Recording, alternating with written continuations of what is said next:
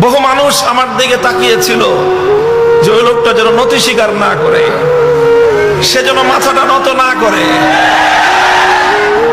আমি তীব্রভাবে ওই সময়টায় এটাকে একটা চাপ অনুভব করেছি।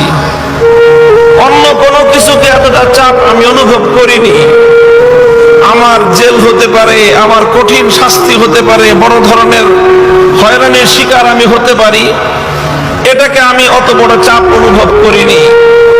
আমি যেটাকে চাপ অনুভব করেছি সবচেয়ে বেশি, সেটা হলো এই যে হাজার হাজার ইমানদার, মুখলেস, নিভৃতচারী আল্লাহওয়ালা নারী, পুরুষ, বুজুর্গ, তারা সবাই তাকায় আছে আমার দিকে। তাদের হৃদয়ের কামনা ছিল ও যেন ওর কথা, ওর ভাষা যেন নরম না করে।